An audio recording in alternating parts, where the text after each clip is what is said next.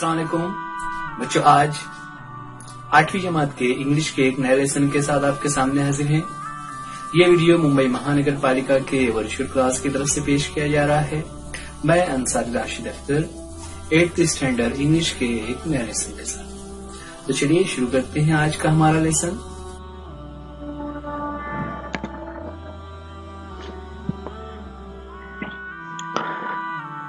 आठवीं जमात के इस नए वीडियो में आपके सामने एक नया टॉपिक लेकर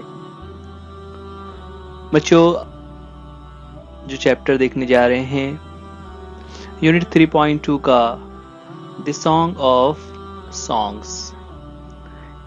इस चैप्टर पर हमने एक वीडियो पहले देखा हुआ है जिसे हमने पार्ट 1 कहा था। पार्ट 1 इसलिए कि बड़ा चैप्टर होने की वजह से हमने उसे 2 हिस्सों में बनाया है। ये वीडियो आप BMC education Urdu medium standard 8 इस YouTube चैनल पर देख रहे हैं। मैं Ansari Rashid Akhtar 3.2 the song of songs जिसका पार्ट 2 लेकर आपके सामने। बच्चों आपको याद होगा पार्ट ये सीन देखा था जहां पर एम्परर अकबर और उनके जो कोर्ट है उनके दरबार में जो सॉन्ग गाने वाले सिंगर हैं Tansen, the great musician Tansen, उसका सीन बताया गया कि किस तरह तानसेन के सिंगिंग को सुनकर एम्परर अकबर वाज एडमायरिंग ना, वो उनकी तारीफ कर रहे थे। और तारीफ करने के बाद उन्होंने कहा था कि nobody can sing better then you, तुमसे अच्छी आवाज किसी की नहीं है। इस बात पर एतराज करते हुए तानसेन ने कहा था कि एक शख्स है जिसकी आवाज मुझसे भी बेहतर है ना, there is one person who can sing better than Tansen. ऐसा उन्होंने जब कहा तो अकबर को एक शौक पैदा हुआ। Emperor Akbar was eager to listen to that great singer, और वो उनको सुनना चाहते थे। तो उन्होंने पूछा कि क्या वो आदमी दरबार में आकर गाएगा? तो तानसेन ने बताया कि no, he will not come. तो इस पर अकबर ने कहा कि अगर एम्परर अकबर उसको ऑर्डर करेगा, समन करेगा, तो भी वो नहीं आएगा। तानसेन ने कहा था हाँ जी, वो तब भी नहीं आएगा। और फिर ये दोनों जब बातें हो रही थी तो तानसेन को ऐसा लगा कि अब राजा को गुस्सा आ जाएगा, लेकिन emperor Akbar was a great music lover, तो उन्हें गुस्सा नहीं आया। उन्होंने क्या कहा था आपको याद होगा, लास्ट वीडियो में हमने देखा था। अगर आपने वो वीडियो नहीं देखा है तो देखिए ऊपर ये जो आई का सिंबल बना हुआ है, उस आई के सिंबल में आप क्लिक करेंगे तो आपको वीडियो की लिंक मिल जाएगी, और उसके अलावा डिस्क्रिप्शन में भी वीडियो की लिंक है, आप वहां से पार्ट 1 देखकर बाकी की स्टोरी समझ सकते हैं। तो फर्स्ट पार्ट में हम जहां पर खत्म गया था वहां पर राजा ने कहा था कि ठीक है चलिए हम खुद उसके पास जाएंगे, लेकिन तानसेन ने एक शर्त रखी थी कि provided the Shahenshah visit the person as a not as emperor but as a common man. उस पर भी अकबर जो है वो एग्री हो गए थे कि ठीक है, हम उससे राजा के तौर पर नहीं मिलेंगे बल्कि एक हम्बल म्यूजिक लवर के तौर पर, एक आम इंसान के तौर पर उससे मुलाकात करेंगे। तो यहां तक स्टोरी हमने देखी थी द सॉन्ग ऑफ सॉन्ग्स। आगे शुरुआत करते हैं कि वो किसके बारे में बात कर रहे थे और ऐसा ग्रेट सिंगर कौन है।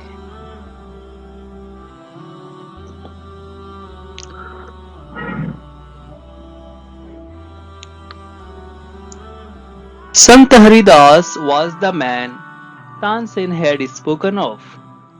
He had been Tansen's music teacher and he lived the austere life of a hermit.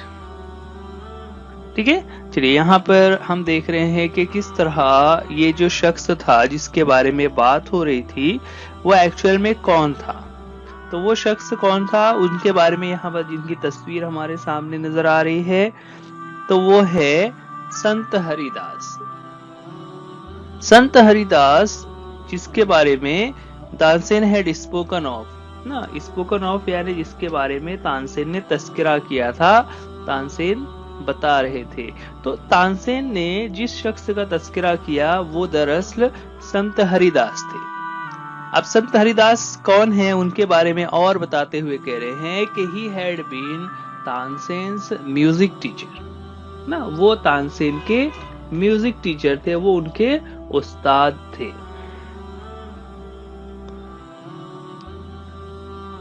आगे है कि ही लिव्ड द ऑस्टियर लाइफ, है ना, यहाँ पर एक नया वर्ड आया हुआ है ऑस्टियर।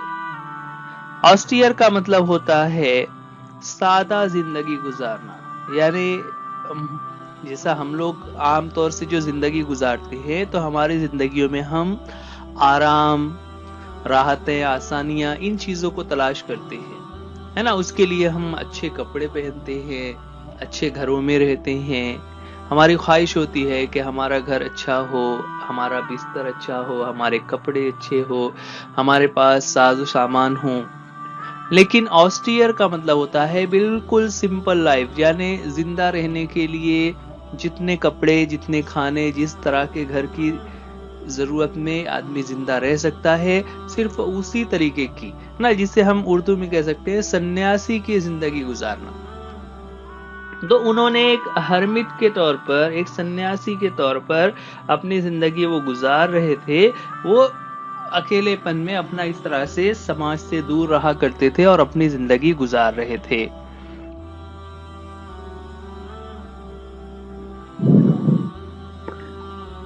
आगे है कि when Tansen and the emperor reached his hut, when Tansen and the emperor reached his hut, he was busy with his daily chores।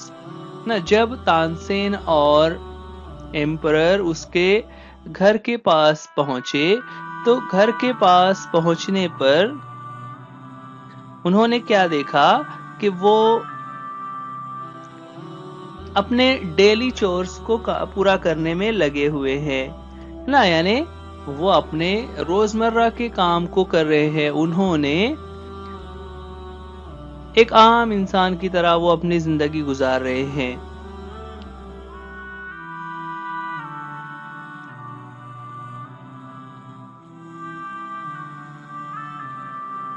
When they asked him to sing, फिर emperor Akbar और तानसेन ने जब उनसे कहा कि आप हमें कोई गाना सुनाइए, ही स्माइल्ड एंड सेड फर्मली, तो उन्होंने मुस्कुराते हुए एक फर्म जवाब दिया। फर्म कहते हैं अपनी बात पर अड़े रहना। इस तरीके से उन्होंने जवाब दिया कि वो अपनी बात पर अड़े हुए थे, यानी उन्होंने साफ तौर से कह दिया ना, फर्म यानी बिल्कुल साफ के I am long past the age for singing.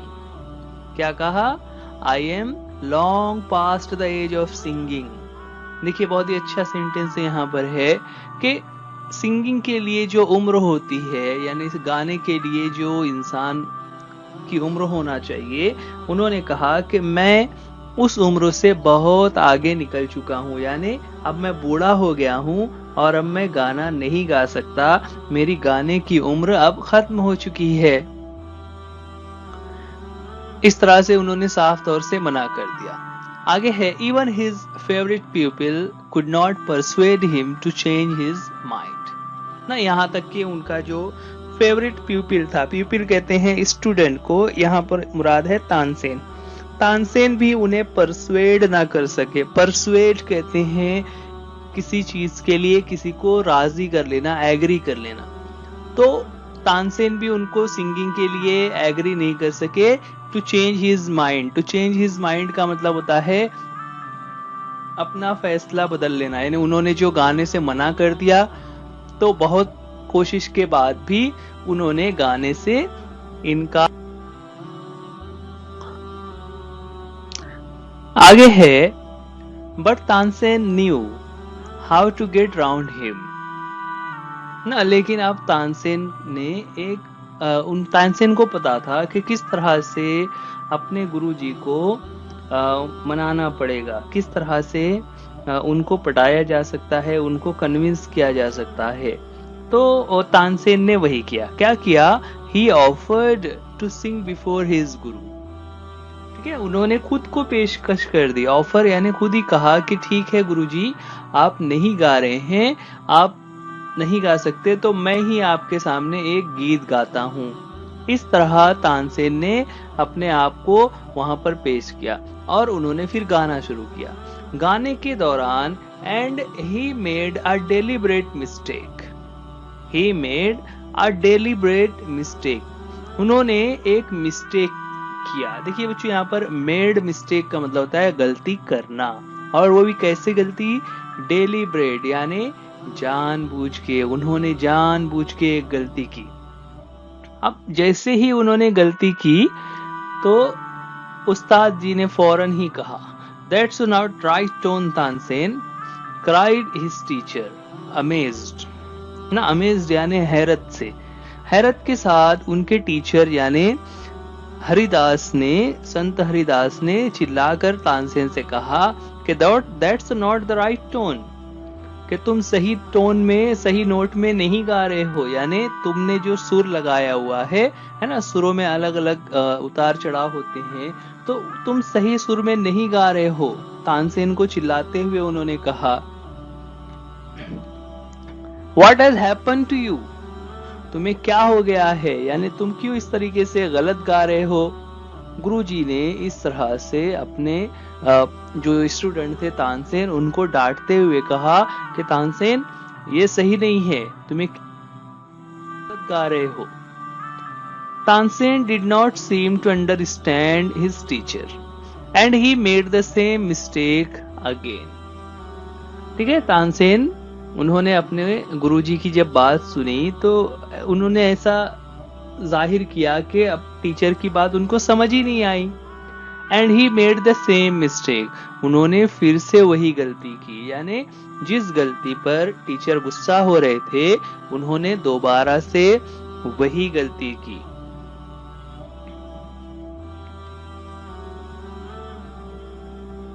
जब दोबारा तो फिर क्या हुआ? Exasperated, Sant Haridas took the tanpura from Tansen's hand and sang the right note. Okay, exasperated, exasperated जैसा कि बेटा बच्चों, ये जो ब्लैक बोल्ड लेटर्स में वर्ड्स लिखे हुए होते हैं, ये एक्चुअल में ऐसे वर्ड्स होते हैं जिसका मीनिंग हमारे बुक में दिया हुआ होता है। एक्सैस्परेटेड का मतलब होता है गुस्सा होना, बहुत ज्यादा गुस्सा हो जाना, नाराज हो जाना।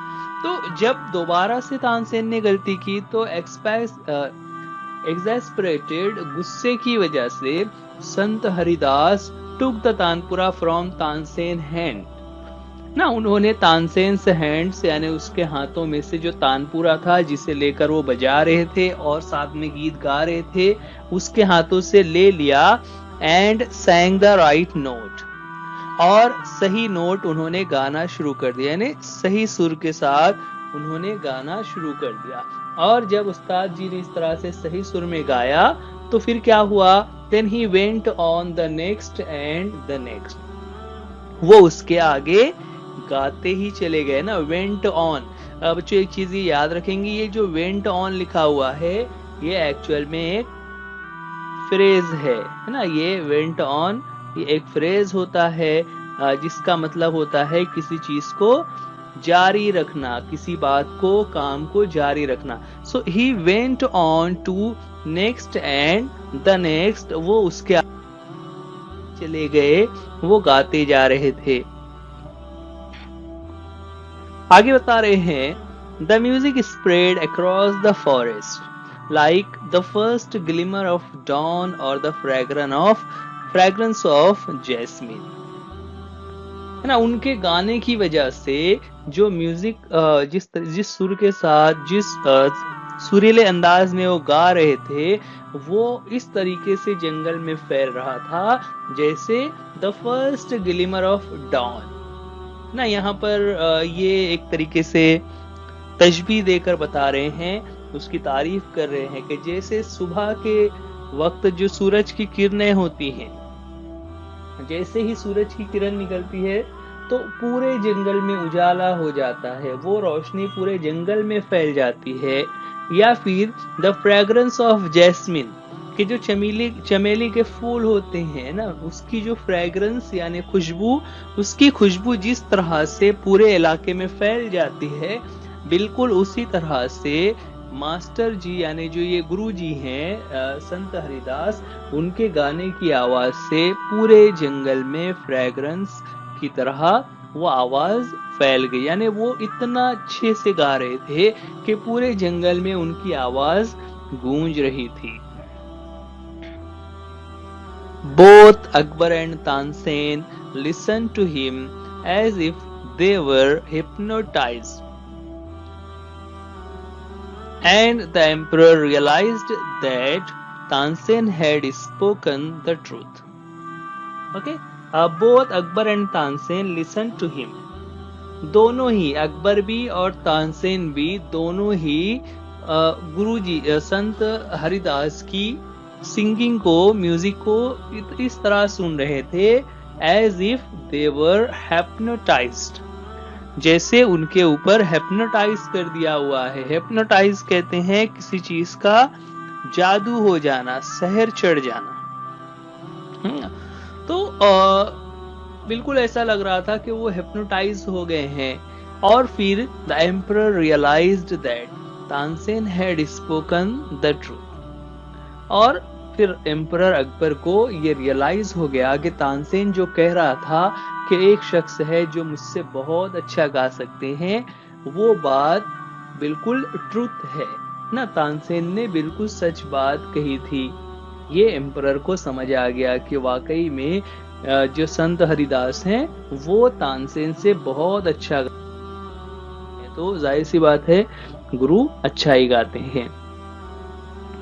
He had not known that music could be like this, है ना। एम्परर अकबर के बारे में बता रहे हैं कि एम्परर अकबर को कभी भी इस बात का अंदाज नहीं था, उनको मालूम ही नहीं था कि म्यूजिक इस तरह से भी हो सकता है कि जिसकी गूंज सारे जंगल में गूंजे, जिसकी आवाज सारे जंगल में फैल जाए। तो इस तरह का म्यूजिक हो सकता है, ऐसा कभी भी उन्होंने सोचा नहीं था। He had certainly never heard anything like it before, है ना। He had certainly never heard, never यानी कभी नहीं, कि अकबर ने कभी भी इस तरह की सिंगिंग को अपने जिंदगी में नहीं सुना था ना। उन्होंने कभी भी ऐसी सिंगिंग नहीं सुनी थी लाइक इट बिफोर, यानी पहले कभी इस तरह का गाना, इस तरह की म्यूजिक उन्होंने नहीं सुनी थी। सर्टेनली यहाँ पर एक एडवर्ब है। सर्टेनली का मतलब होता है पूरे यकीन के साथ, पूरे दावे के साथ। एम्परर अकबर जो कि म्यूजिक लवर थे और उनके दरबार में बहुत सारे लोग अपनी सिंगिंग पेश करने आते थे। लोग उनके सामने आकर अपने हुनर को बताया करते थे, और राजा अकबर जो थे वो उनकी बातों से बहुत खुश होते थे, उनको वो सारी चीजें पसंद थी।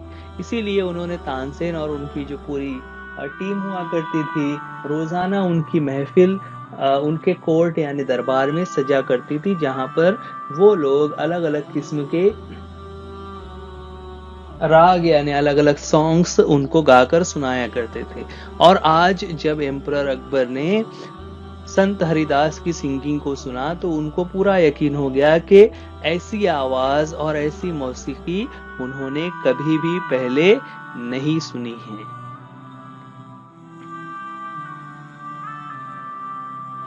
As they walked back, ठीक है। अब वहां से जब वो लोग वापस होने लगे, है ना। ये जो देखिए बच्चों, ये जो एज लिखा होता है, एज का मीनिंग होता है व्हेन, यानी जब वो लोग वहां से लौट रहे थे, वापस हो रहे थे। क्योंकि वो आम इंसानों की तरह गए थे तो राजा को भी वॉक करके जाना पड़ा था, है ना। वो अपने घोड़े या हाथी पर बैठकर नहीं गया था। आमतौर से जो राजा होते हैं वो वॉकिंग नहीं करते, बल्कि वो अपनी सवारी पर सवार होते हैं। लेकिन चूंकि पहले ही पार्ट 1 में हमने देखा, ये तय हुआ था कि उसे एक आम इंसान की तरह से जाना पड़ेगा, तो वो वॉक करते हुए गए थे, तो जाहिर सी बात है वापसी के लिए भी उन्हें वैसे ही जाना था। So when the emperor and Tansen they walked back, जब वो वापस हो रहे थे, the emperor suddenly broke the silence, emperor Akbar ने साइलेंस को ब्रेक किया। टू ब्रेक द साइलेंस का मतलब होता है खामोशी को तोड़ना। खामोशी को तोड़ना यानी क्या कि दोनों खामोश थी ना, मतलब वो म्यूजिक का असर इतना गहरा था कि दोनों बिल्कुल उसी में खो गए थे, दोनों कुछ भी बात नहीं कर रहे थे, दोनों उसे ही इंजॉय कर रहे थे। और इंजॉय करते करते फिर जब उन्होंने गाना बंद किया तो वो वहां से लौटने लगे, तब भी उन पर वही असर बाकी था और दोनों खामोशी से लौट रहे थे। तो खामोशी से जब वो लौट रहे थे तो एम्परर अकबर ने कहा, खामोशी को तोड़ते हुए कहा, यानी उन्होंने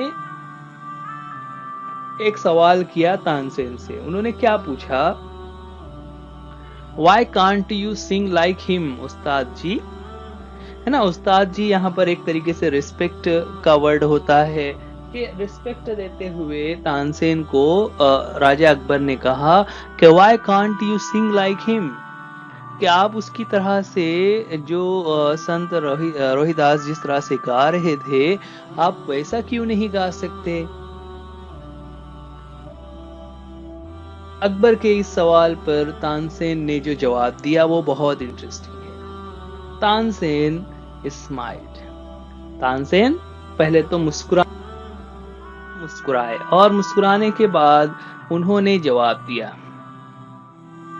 शहंशाह, I sing at your command, the command of the Emperor of Hindustan।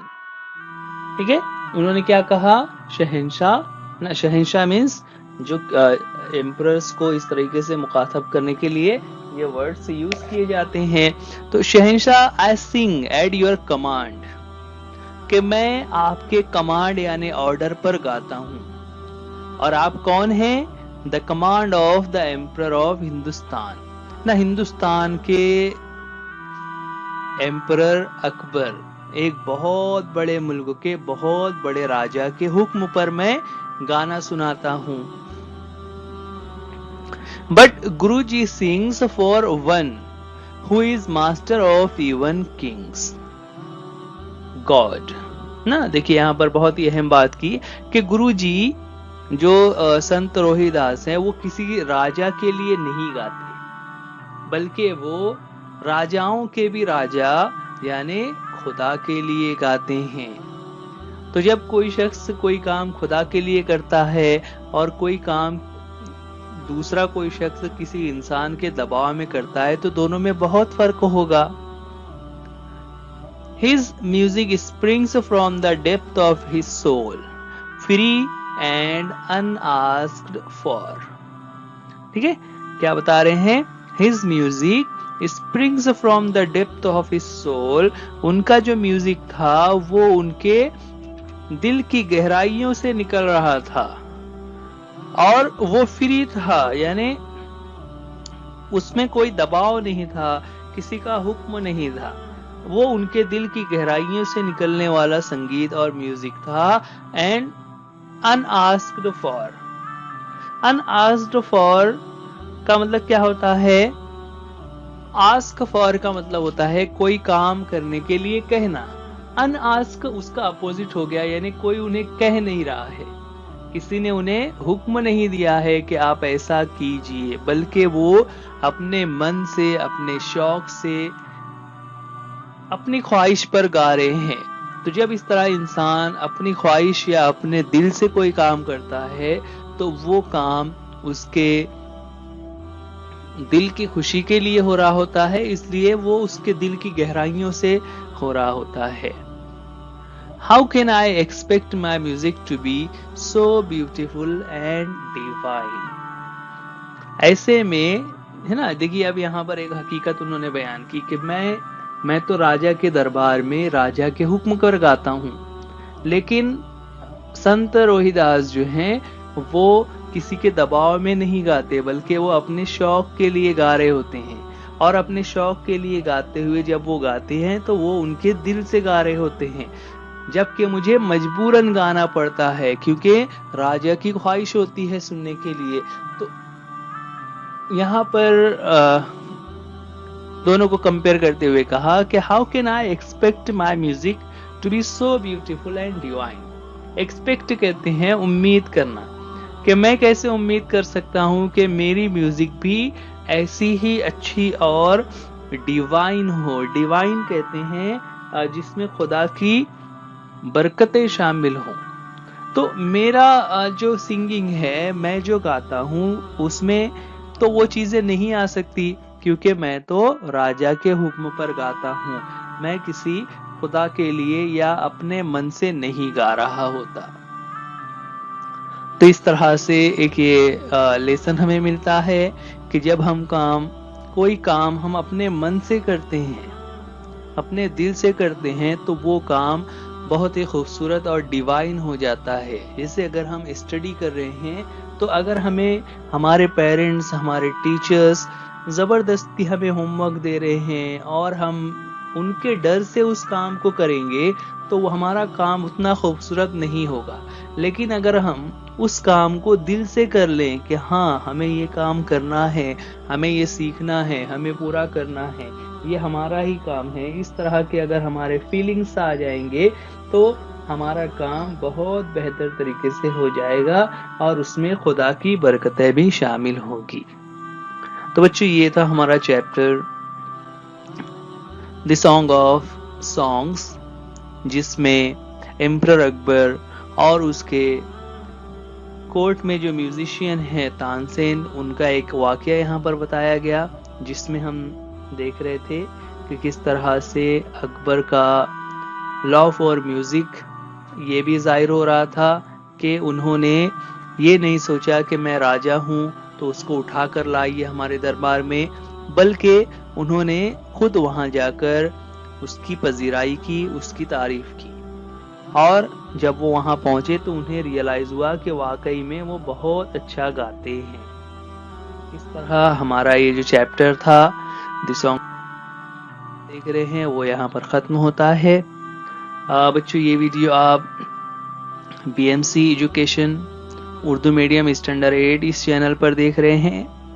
आप इस वीडियो को लाइक कीजिए, चैनल को सब्सक्राइब कीजिए और अपने दोस्तों में भी शेयर कीजिए। जब आप सब्सक्राइब करते हैं तो आप बेल आइकॉन को जरूर दबाइए ताकि आपको हर आने वाले वीडियो का नोटिफिकेशन मिल सके। इसके अलावा एक चीज ध्यान रखें कि BMC एजुकेशन डिपार्टमेंट की तरफ से रोजाना सुबह 8 बजे से 11 बजे तक लाइव लेक्चर्स होते हैं। उसे आप जूम मीटिंग्स में भी अटेंड कर सकते हैं या फिर आप YouTube पर उसे लाइव देख सकते हैं। देखने के लिए इसी चैनल पर आप सुबह 8 बजे के बाद लॉगिन कीजिए और देखिए किस तरह से हमारे रोजाना 8 बजे से 11 बजे तक लाइव लेक्चर्स हो रहे हैं। जो आज के लिए इस वीडियो में इतना ही। उम्मीद करते हैं ये लेसन आपको समझ आ गया होगा। वीडियो देखने के लिए थैंक यू। अल्लाह हाफिज, गुड बाय।